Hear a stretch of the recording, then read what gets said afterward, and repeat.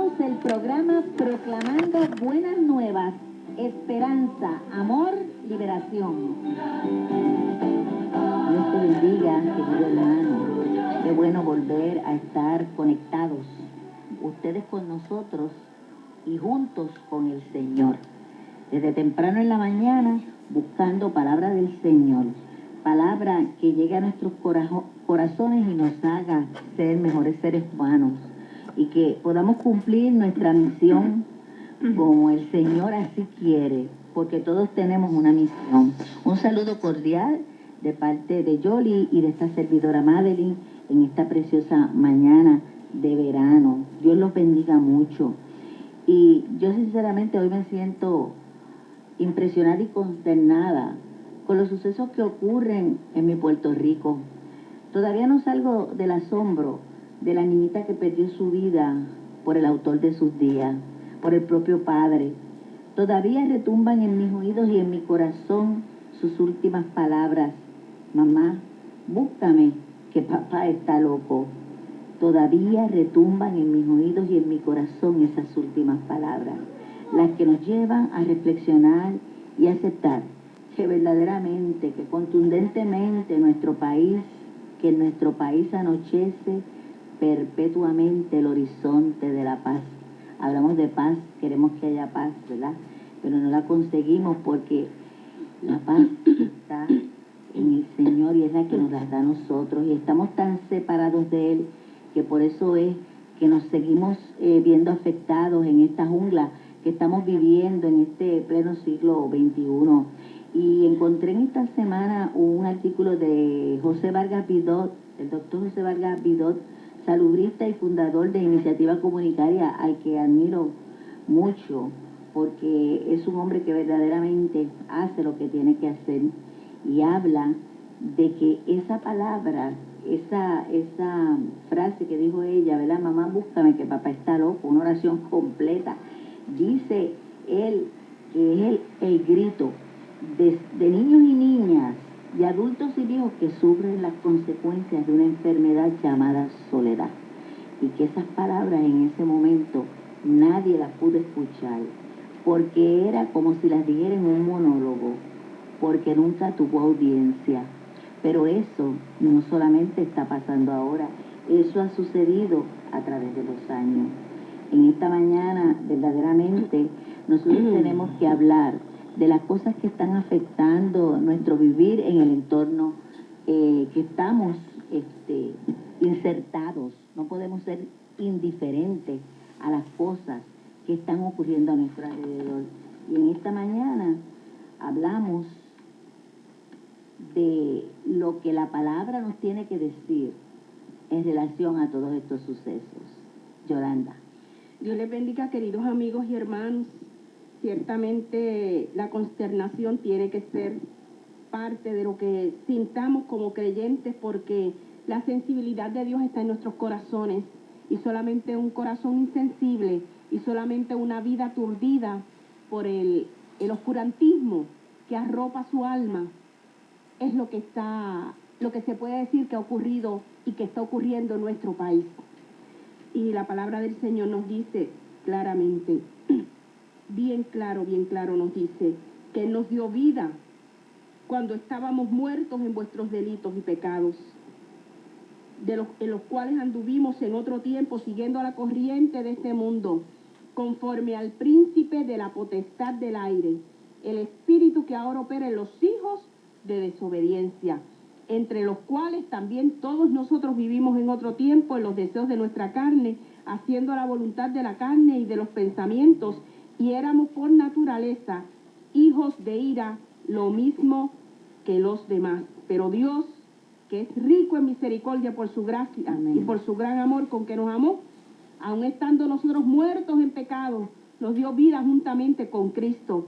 Por gracia somos salvos. Gracias a Dios. Y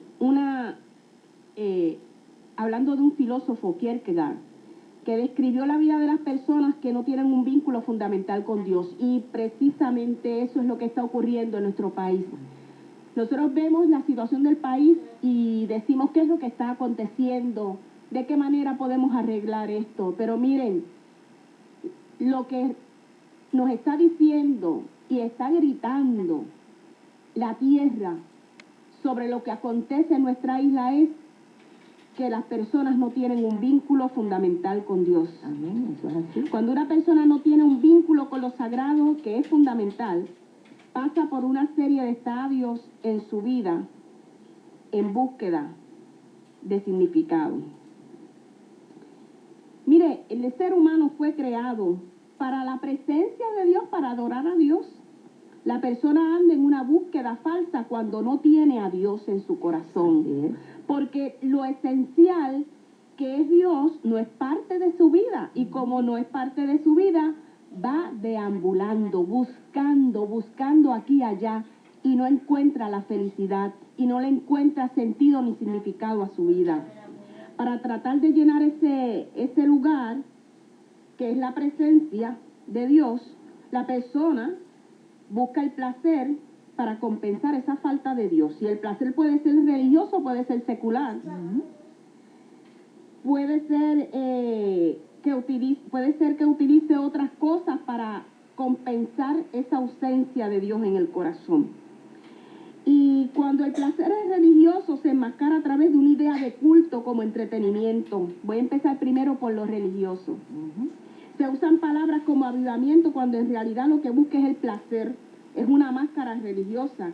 Lo común es que la persona nunca está satisfecha. Esa es la situación. Esa es la constante en esa vida. Nunca hay satisfacción. Entonces, actualmente, ¿qué es lo que angustia al ser humano? La persona tiene que curarse con más placer. Se cura con más placer. Posiblemente se ha convertido en un adicto. Otros sustituyen las máscaras. Otra falsa es el deber. Aquí trata de satisfacer su ser interior cumpliendo sus obligaciones de hacer, de no hacer o de dar. Dar, hacer muchas cosas o no hacer nada. Quedarse inerte, detenido, paralizado. Pero pronto se encuentra entre dos deberes y cumpliendo parcialmente con ambos o no cumpliendo. El deber en la vida religiosa se convierte en una obsesión por cumplir con la voluntad de Dios con un activismo religioso. O sea, yo le sirvo a Dios, pero yo me complazco a mí misma porque hago mucha actividad. Se cree que haciendo más es mejor. Y aquí necesita más culto, más retiro, más actividades religiosas, que va y viene. Y nunca está satisfecho. Esto lo lanza nuevamente a la angustia. Así es que este ser humano. Otra máscara puede ser el poder, que trata de satisfacer su ser con el poder y los privilegios que deriva de ello. Puestos en el mundo, son posiciones que podemos ocupar, ya sea en el mundo o ya secular o en la iglesia. Aquí entra la necesidad de controlar la vida y la iglesia, para darse cuenta que el poder es escaso y que ha entrado en una guerra con los demás por el poder. ¿Qué es lo que estamos viendo? ¿Estamos viendo eso o no? ¿Guerra de poder? ¿Qué significa entonces tener un pacto con Dios, un salto de fe, una entrega confiada en Dios, una obediencia a Dios que da coherencia y sentido a la vida, que solo la presencia de lo sagrado es capaz de satisfacer la necesidad humana? Mire, nosotros fuimos creados seres gregarios, en comunión unos con otros. Nosotros no podemos vivir aislados. El Señor nos dice en su palabra, como regla de oro, ama a Dios sobre todas las cosas y a tu prójimo como a ti mismo. Aquí hay una vinculación sumamente estrecha. Y nosotros vivimos aparte unos que otros. Somos islas. No conocemos la solidaridad, no conocemos la sobriedad, no conocemos la paciencia. Y lo que hay es grito de angustia. Todos gritan por la soledad que los agobia. Y coloniza ese corazón. ¿Qué hace? La angustia, la soledad se apodera del corazón mientras estamos enajenados, porque eso nos enajena de la vida, nos aísla, nos separa de otros, y Dios no quiere que estemos separados unos de otros. Por eso es que el país se tiene que unir en esta hora, en clamor y en oración a Dios, en solidaridad, independientemente de las ideologías que tengamos. Al que le servimos es a un Dios vivo y de poder, y lo que está anclado en el corazón de cada uno de nosotros es la palabra de Dios, y no son los referentes políticos que existen en este país. Nosotros como pueblo de Dios nos tenemos que levantar en esta hora porque el grito está ahí latente. Nadie se preocupa del otro. Estamos ensimismados con nosotros mismos. Estamos sordos al amor, a la solidaridad, a la vida, porque lo que hay es muerte. Estamos agotados colectivamente, como bien dice el doctor Vito, porque se fuman las esperanzas de un futuro, porque nos hemos olvidado de sembrar semilla buena en cada generación, nos hemos olvidado de hablar a nuestros hijos, para que nuestros hijos sigan hablando a sus hijos y se siga regando la semilla y siga abundando la semilla y siga germinando la semilla y se siga fertilizando el corazón y la mente, pero corazones sanos y mentes sanas. Pero lo que hay en nuestro país es el corazón enfermo y la mente enferma. Entonces no tenemos pasado porque no tenemos un referente con el pasado. No tenemos presente y mucho menos futuro. Caín mató a Abel. No miró con agrado a la ofrenda que hizo su hermano. Sin embargo, Dios intervino para hacerle salir de esa idea obstinada. Pero él no hizo caso y mató a su hermano.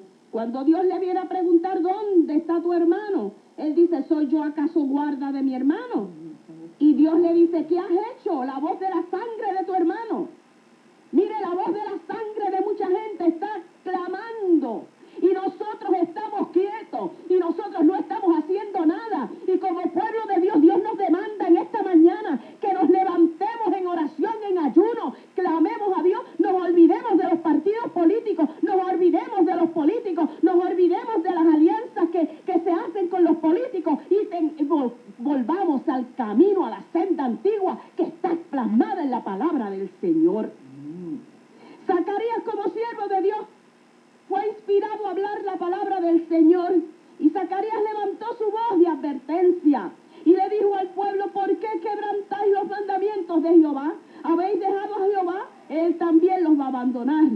Pero ellos conspiraron contra él y por mandato del rey lo apedrearon hasta matarlo en el patio de la casa de Jehová. Murió entre el altar y el templo. Pero nosotros tenemos que hablar la palabra del Señor como la habló Zacarías y todos los profetas de Dios. Es tiempo de hablar, es tiempo de advertir, es tiempo de decirle al pueblo que se acaba el tiempo, que es necesario buscar la presencia del Señor, porque lo único que puede libertar al ser humano es la presencia del Señor. Si nos acordamos del endemoniado Gadareno, nos vamos a dar cuenta de cómo es que el Señor obra en la vida de aquellos que están atados, de los que están apartados del Señor, porque nosotros nacemos con la semilla del pecado, pero Cristo vino a dar vida y a dar vida en abundancia, a sacarnos de la muerte y traernos a la vida. Y en el sector de Galilea había 10 ciudades al norte de Palestina, llamada Decápolis. Son ciudades griegas y Gadara es una de esas ciudades. Y en esta ciudad se criaban cerdos, cosa que indica que los habitantes de la misma no podían ser judíos por lo que existía allí. Y entonces vemos a alguien que sale al encuentro de Jesús, un hombre que posiblemente estaba fragmentado en su ser interior. Una obra difícil, pero no imposible para Dios. Como lo que ocurre en nuestro país, es difícil la situación, pero no imposible para Dios, porque el poder de Dios es mayor que toda obra del enemigo. El enemigo vino a matar, a robar y a destruir, pero Cristo vino a dar vida y vida en abundancia. Y este endemoniado gadareno tenía un ciclón de pasiones caminando tras paredes de carne y columnas de humo. Y columnas de hueso, mejor dicho. Jesús demostró que tenía el poder de lograr sanidad integral, tanto psicológica, física y espiritual.